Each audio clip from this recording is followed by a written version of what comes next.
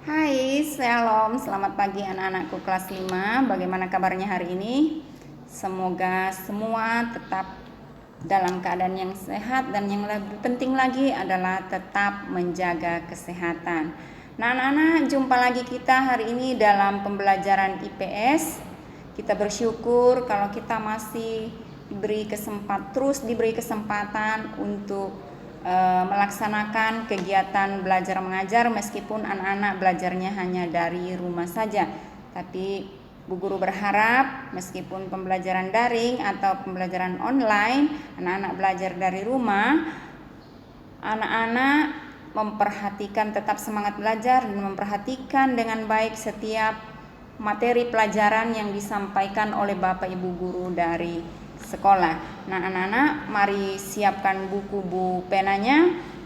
Jilid 5B kita akan mulai kegiatan belajar mengajar hari ini. Dan materi kita hari ini kita akan membahas di tema 4 subtema 3. Minggu lalu kita telah membahas di subtema 2 dan minggu ini kita akan membahas di subtema 3. Nah anak-anak, jika sudah siap mari kita mulai. Anak-anak tolong diperhatikan penjelasan demi penjelasan yang Bu Guru akan sampaikan. Nah, kita mulai dari PB 3, interaksi sosial dalam bidang ekonomi. Nah anak-anak, ada yang masih ingat minggu lalu kita belajar tentang apa? Ya, Bu Guru berharap dan Bu Guru semua anak-anak masih mengingat ya materi minggu lalu kita belajar apa. Anak-anak, materi yang sudah dikirim atau materi pelajaran atau video yang sudah dikirim, jangan setelah didengarkan atau dibaca PPT-nya tidak lagi pernah dibuka, karena itu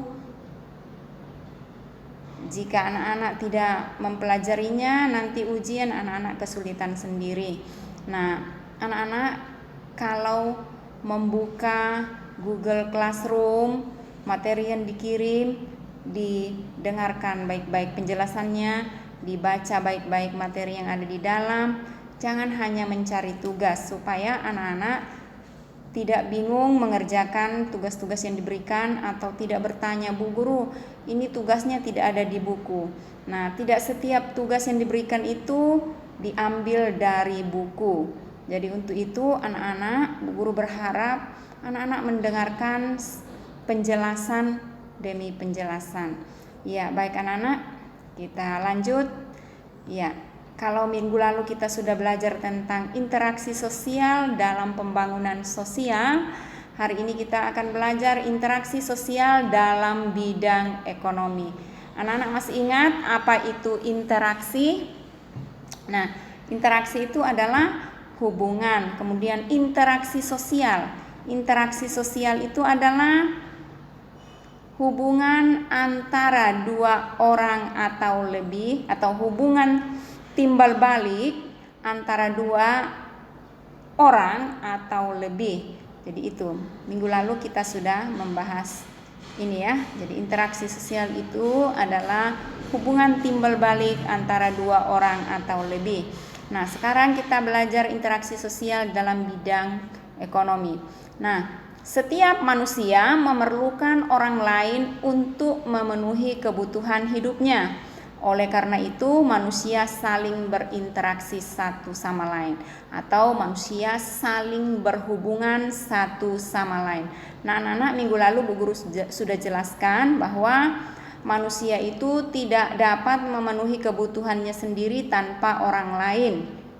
Ya, manusia tidak dapat memenuhi semua kebutuhan hidupnya tanpa orang lain. Itulah sebabnya manusia disebut sebagai makhluk sosial. Ini minggu lalu Bu Guru sudah jelaskan ya. Nah, makhluk sosial itu adalah makhluk yang saling membutuhkan, makhluk yang selalu hidup berdampingan. Ya, seperti itu ya anak-anak. Jadi manusia selalu disebut makhluk sosial karena manusia selalu membutuhkan orang lain dalam hidupnya. Nah, salah satu kebutuhan manusia adalah di bidang ekonomi. Nah, kebutuhan ekonomi merupakan kebutuhan dasar setiap manusia, yaitu sandang, pangan, dan papan. Kebutuhan dasar itu adalah kebutuhan pokok ya anak-anak. Jadi kebutuhan dasar itu maksudnya kebutuhan pokok manusia, yaitu sandang, pangan, dan papan. Nah, apa itu pangan? Pangan itu adalah kebutuhan pakaian, sedangkan sandang adalah kebutuhan pakaian, sedangkan pangan itu adalah kebutuhan makanan, sedangkan papan adalah kebutuhan tempat tinggal atau rumah ya.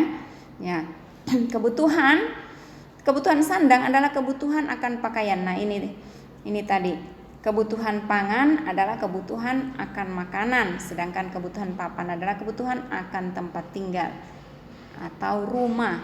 Jadi ini adalah merupakan kebutuhan dasar manusia. Masih ada kebutuhan-kebutuhan lain seperti kebutuhan kesehatan, kebutuhan pendidikan, ya, itu masuk di dalamnya. Jadi kemudian dengan berinteraksi manusia akan lebih mudah untuk dapat memenuhi berbagai macam kebutuhan hidupnya. Jadi dengan melakukan interaksi satu sama lain, manusia mudah untuk memenuhi kebutuhan hidupnya. Seperti itu. Kalau tidak berinteraksi, manusia tidak dapat memenuhi semua apa yang dibutuhkannya. Seperti tadi itu sandang, pangan, dan papan. Nah, anak-anak, kita lihat contoh interaksi dalam bidang ekonomi. Misalnya, buah merupakan makanan yang berserat atau makanan yang kaya serat.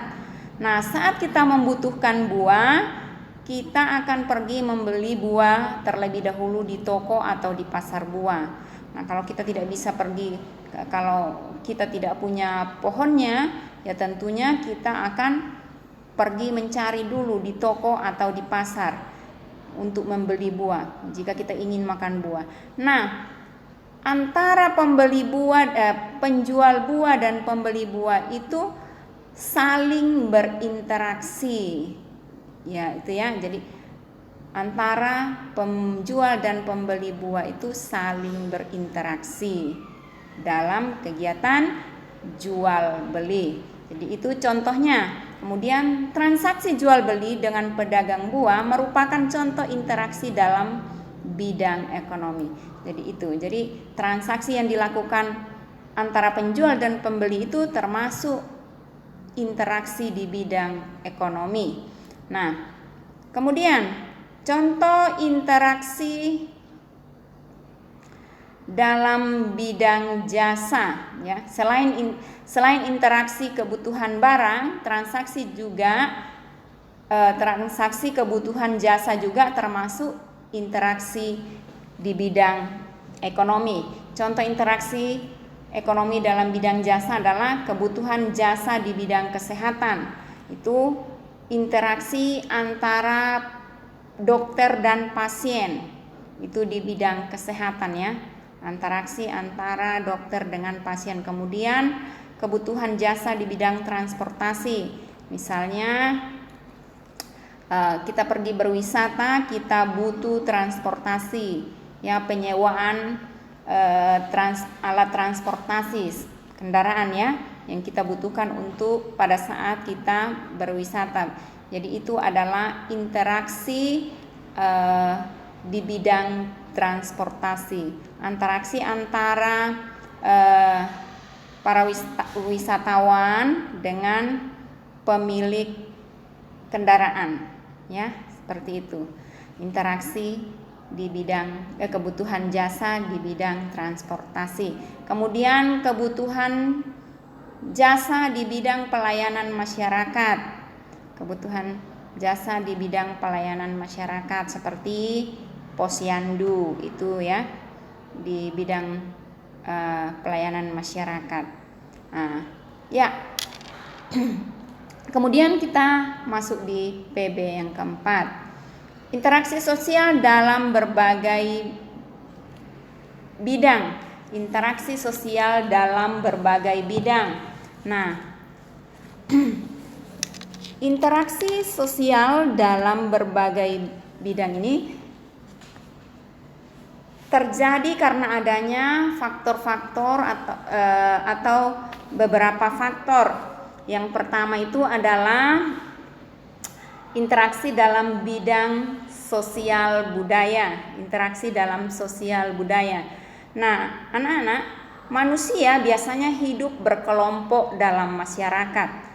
Nah, dalam kehidupan kita, dalam kehidupan bermasyarakat, kita harus beradaptasi dengan lingkungan agar keberadaan kita dapat diterima. Jadi manusia ini biasanya hidup berkelompok. Nah, dalam kehidupan bermasyarakat kita harus dapat beradaptasi dengan lingkungan agar keberadaan kita dapat diterima. Nah, adaptasi tersebut itu meliputi perilaku atau sikap, aturan, norma, dan adat istiadat yang berlaku di lingkungan tersebut.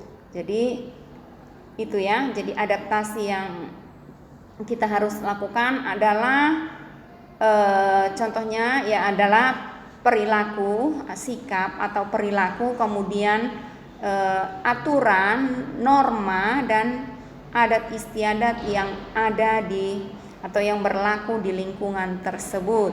Nah, jika kita pergi di suatu daerah ya, di tempat orang lain, kita harus mengikuti peraturan-peraturan yang berada di daerah tersebut. Tidak bisa kita mengikuti kemauan sendiri. Jadi setiap daerah itu punya aturan masing-masing.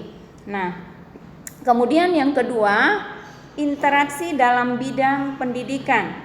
Nah, interaksi dalam bidang pendidikan ini diperlukan agar proses belajar mengajar dapat berjalan dengan baik. Nah, contohnya atau contoh interaksi dalam bidang pendidikan adalah yang terjadi di sekolah atau di dalam kelas.